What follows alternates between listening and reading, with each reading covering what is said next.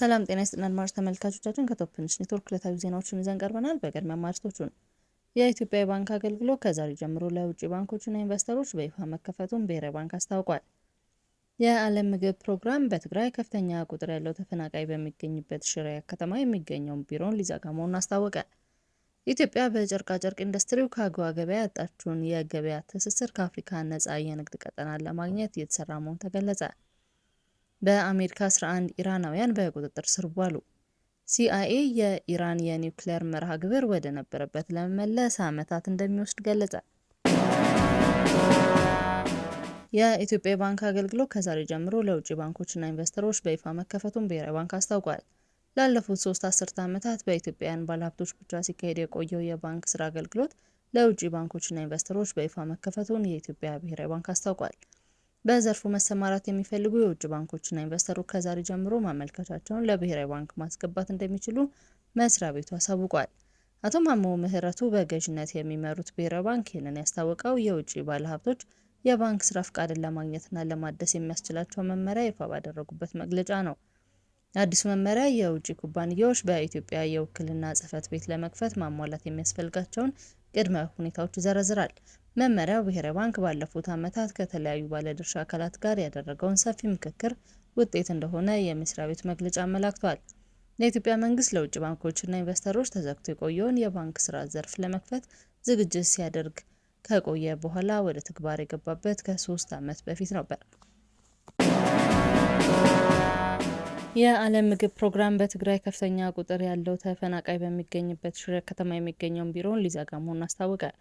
የመንግስታቱ ድርጅት የዓለም የምግብ ፕሮግራም በሰሜን ምዕራብ ትግራይ በምትገኘው የሽሬ ከተማ የሚገኘው ቢሮውን በሰኔ ወር መጨረሻ እንደሚዘጋ አስታወቀ። የበጀት እጥረት አንዱ ምክንያትም ሆኗል።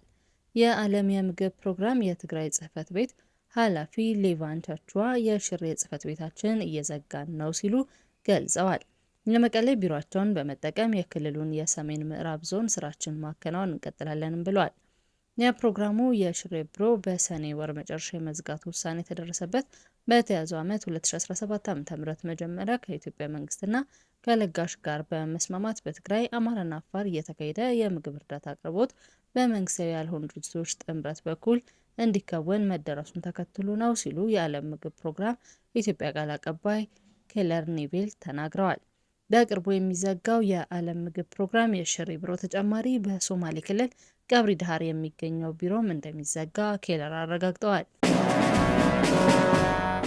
ኢትዮጵያ በጨርቃጨርቅ ኢንዱስትሪው ከአጎዋ ገበያ ያጣችውን የገበያ ትስስር ከአፍሪካ ነፃ የንግድ ቀጠና ለማግኘት እየተሰራ መሆኑ ተገለጸ። የአፍሪካ ሀገራት ምርታቸውን ከቀረጥ ነፃ ወደ አሜሪካ እንዲያስገቡ የሚፈቅደው የቀረጥ ነፃ እድል አጎዋ መሰረዛቸውን ተከትሎ በኢትዮጵያ ጨርቃጨርቅና የቆዳ ውጤቶች ላይ ያሳደረው ጫና ለማሻሻል የአፍሪካ ነፃ የንግድ ቀጠና ለመጠቀም እየተሰራ መሆኑን የንግድና ቀጠናዊ ትስስር ሚኒስቴር አስታውቋል። የንግድና ቀጠናዊ ትስስር ሚኒስቴር የሕዝብ ግንኙነትና ጉዳዮች ዳይሬክተር ወንድሙ ፍላቴ እንደተናገሩት በአፍሪካ ነፃ የንግድ ቀጠና ምርቶችን በማካካስ ከፍተኛ ጥቅም ለማግኘት እየተሰራ ነው። በአፍሪካ ነፃ የንግድ ቀጠና 55 ሀገራት አንድ የጋራ ገበያ በመፍጠር አፍሪካውያን በንግድ የማስተሳሰርና የገበያ ትስስር እንዲኖር በተፈረመው መሰረት ከገበያ ተጠቃሚ ለመሆን እየተሰራ ነው ሲሉ ገልጸዋል። ነፃ የንግድ ቀጠናው በአፍሪካ ሀገራት መካከል የሚካሄደው የንግድ ግንኙነት ከቀረጥ ነፃ ሆኖ የግብይት ሂደት እንዲኖር የሚያደርግ ነው ተብሏል። ይህ በመሆኑ ሀገሪቱ በርካታ የገበያ መዳረሻ እንዲኖራት ያደርጋል ያሉት ዳይሬክተሩ እስካሁን ሀገሪቱ የምታመርተው ምርት ወደ ምስራቅ መካከለኛው የአውሮፓ ሀገሮች ብቻ መሆኑን አስታውቀው ከአፍሪካ ሀገሮች ጋር ያለንን የግብይት ሂደት ከፍ ያደርገዋል ሲሉም ተናግረዋል። በተጨማሪም ለግብርና ምርትና ለኢንዱስትሪ ምርቶች እሴት ጨምሮ ለመላክ ከፍተኛ አስተዋጽኦ እንዳለው በመግለጽ የገበያ መዳረሻዎች እንዲሰፋ መደረጉ የውጭ ምንዛሪ ገቢ ከፍተኛ እንዲሆን ያደርጋል ብለዋል። የአጎዋ መቅረቱ በኢትዮጵያ ምርት ላይ 10 በመቶ ቀረጥ እንድንከፍል አድርጓል። ይህንን ለማካካስ የአፍሪካ ንግድ ቀጠና ይጠቅማል ያሉት አቶ ወንድሙ በዘርፉ ተወዳዳሪ ለመሆን አምራች ድርጅቶች በተሻለ ምርት ማምረት ቅድሚያ ሊሰጡት ይገባል ብለዋል። በተሳታፊ ሀገራት ብዛት በዓለም ትልቅ የሆነው ነፃ የንግድ ቀጠና 55 ሀገራትን በማሳተፍ ከ1.3 ሚሊዮን በላይ ዜጎችን ያስተሳስራል። እንደ አውሮፓውያን አቆጣጠር በ2019 አህጉራዊ ስምምነት ከፈረሙ ግንባር ቀደም ሀገራት አንዷ የሆነችው ኢትዮጵያ ስምምነቱን ካጸደቀች ከ6 ዓመታት በኋላ ከሰኔ 24 2017 ዓ.ም ጀምሮ ንግድ ልውውጥ እንደምትጀምር የንግድና ቀጠናዊ ትስስር ሚኒስቴር አቶ ካሳሁን ጎፌ ባሳለፍነው ሳምንት ማሳወቃቸው ይታወሳል። በአሜሪካ 11 ኢራናውያን በቁጥጥር ስር ዋሉ። የአሜሪካ ኢሚግሬሽን ባለስልጣን በህገ ወጥ መንገድ በአሜሪካ ይኖሩ ከነበሩ 11 ኢራናውያን በቁጥጥር ስር መዋሉን አስታውቋል።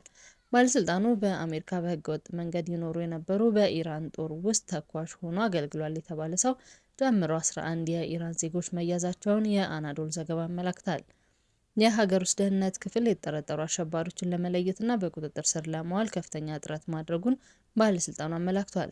የሀገር ውስጥ ደህንነት ክፍል ረዳት ትሬሺሪ ማክላውኒ በሰጡት መግለጫ እንዳስታወቁት በቁጥጥር ስር የዋሉት ዜጎች የቀድሞ ፕሬዝዳንት ጆ ባይደንን አጭበርብረዋል። በቁጥጥር ስር ከዋሉት መካከል ቫሪ ካሪሚ የተባለው ተኳሽ ሲሆን የእስላማዊ ሪፐብሊክ የኢራን ጦር ሰራዊት መታወቂያ ካርድ በእጁ ተገኝቷልም ተብሏል።